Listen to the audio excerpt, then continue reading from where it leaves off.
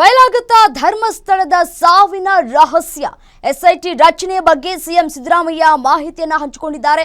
Facebook ಖಾತೆಯಲ್ಲಿ post ಮಾಡಿ ಮಾಹಿತಿಯನ್ನು ಹಂಚಿಕೊಂಡಿದ್ದಾರೆ ಸಿಎಂ ಸಿದ್ದರಾಮಯ್ಯನವರು. ನೂರಾರು ಶವಗಳನ್ನು ಹೂತಿರೋ ಬಗ್ಗೆ ವ್ಯಕ್ತಿ ಹೇಳಿದ್ದಾರೆ. ನ್ಯಾಯಾಲಯದಲ್ಲಿ ಹೇಳಿಕೆಯನ್ನ ದಾಖಲಿಸಿದ್ದಾರೆ.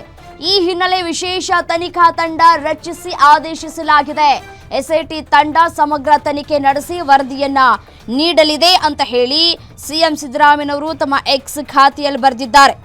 ಧರ್ಮಸ್ಥಳ ಭಾಗದಲ್ಲಿ ನೂರಾರು ಶವಗಳನ್ನು ಹೂತಿರೋದಾಗಿ ವ್ಯಕ್ತಿಯೊಬ್ಬರು ನ್ಯಾಯಾಲಯದಲ್ಲಿ ಹೇಳಿಕೆಯನ್ನ ದಾಖಲಿಸಿದ್ದಾರೆ. ಸ್ಥಳೀಯ ಹಾಗೂ ರಾಷ್ಟ್ರೀಯ ಮಾಧ್ಯಮಗಳು ಮನುಷ್ಯನ ತಲೆಬುರುಡೆ ದೊರಕಿದ ಸ್ಥಳ ಹಾಗೂ ನಾಪತ್ತೆಯಾದ ವೈದ್ಯಕೀಯ ವಿದ್ಯಾರ್ಥಿನಿಯ ಕುಟುಂಬದವರ ಹೇಳಿಕೆಯನ್ನ ಪ್ರಸಾರ ಕೂಡ ಮಾಡಿವೆ ಅನ್ನೋದನ್ನ ಉಲ್ಲೇಖ ಮಾಡಿದ್ದಾರೆ ತಮ್ಮ ಫೇಸ್ಬುಕ್ ಖಾತೆಯಲ್ಲಿ. ಈ ಪ್ರದೇಶದಲ್ಲಿ ಅಸಹಜ ಸಾವುಗಳು, ಕೊಲೆ, ಅತ್ಯಾಚಾರ ಹೀಗೆ ಗಂಭೀರ ಸ್ವರೂಪದ ಅಪರಾಧ ಪ್ರಕರಣಗಳು ನಡೆದಿರಬಹುದಾಗಿದ್ದು, ಈ ಎಲ್ಲಾ ಸಾಧ್ಯತೆಗಳನ್ನು ಪರಿಗಣಿಸಿ ಪ್ರಕರಣದ ಸಮಗ್ರ ಮತ್ತು ನಿಷ್ಪಕ್ಷಪಾತ ತನಿಖೆ ನಡೆಸುವಂತೆ ರಾಜ್ಯ ಮಹಿಳಾ ಆಯೋಗವು ರಾಜ್ಯ ಸರ್ಕಾರಕ್ಕೆ ಕೋರ್ಕೊಂಡಿತ್ತು. ಅವರ ಕೋರಿಕೆಯ ಮೇರೆಗೆ 4 IPS ಅಧಿಕಾರಿಗಳನ್ನು ಒಳಗೊಂಡ ವಿಶೇಷ ತನಿಖಾ ತಂಡವನ್ನ ರಚಿಸಿ ಆದೇಶಿಸಲಾಗಿದೆ.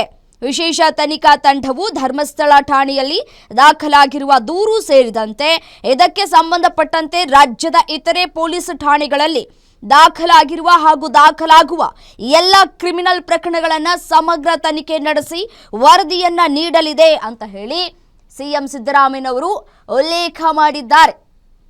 ಈಗೇನು ಅದನ್ನ ಉಲ್ಲೇಖವನ್ನ ಮಾಡಿದ್ದಾರೋ ಸಿಎಂ ಸಿದ್ದರಾಮಯ್ಯನವರು, ಅದನ್ನ ನೀವು ವಿಂಡೋದಲ್ಲಿ ಗಮನಿಸ್ತಾ ಇದ್ದೀರಿ. ಅದನ್ನೇ ನಾನು ಈಗಷ್ಟೇ ಓದಿ ನಿಮಗೆ ಹೇಳ್ತಾ ಇದ್ದೀನಿ. ಧರ್ಮಸ್ಥಳ ಭಾಗದಲ್ಲಿ ನೂರಾರು ಶವಗಳನ್ನು ಹೂತಿರೋದಾಗಿ ವ್ಯಕ್ತಿಯೊಬ್ಬರು 164 ಹೇಳಿಕೆಯನ್ನು ದಾಖಲು ಮಾಡಿದ್ರು. ಸೊ 164 ಹೇಳಿಕೆ ದಾಖಲು ಮಾಡಿರುವಂತಹ ಹಿನ್ನೆಲೆಯಲ್ಲಿ ಈ ಒಂದು ಪ್ರಕರಣ ಸಾಕಷ್ಟು ಪ್ರಾಮುಖ್ಯತೆಯನ್ನು ಮೊದಲಿಗೆ ಪಡೆದುಕೊಳ್ತು. ಯಾವಾಗ ರಾಷ್ಟ್ರೀಯ ಮಾಧ್ಯಮಗಳು ಮತ್ತು ಸ್ಥಳೀಯ ಮಾಧ್ಯಮಗಳು ಸುದ್ದಿಯನ್ನು ಬಿತ್ತರ ಮಾಡಿದ್ವೋ ಸರ್ಕಾರಕ್ಕೆ ಒತ್ತಡ ಹೇರುವಂತಹ ಕೆಲಸಗಳಾಯಿತು.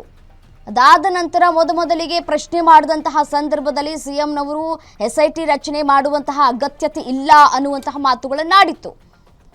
ಅದಾದ ನಂತರ ಈಗ ಒತ್ತಡಕ್ಕೆ ಮಣಿದಿಲ್ಲ ಅನ್ನುವಂತಹ ಮಾತುಗಳನ್ನು ಆಡ್ತಾ ಇದೆ. ಸಹಜವಾಗಿ ಇದು ಒತ್ತಡಕ್ಕೆ ಮಣಿದಿದೆ ಸರ್ಕಾರ ಅನ್ನೋದು ಕೂಡ ಗೊತ್ತಾಗ್ತಾ ಇದೆ.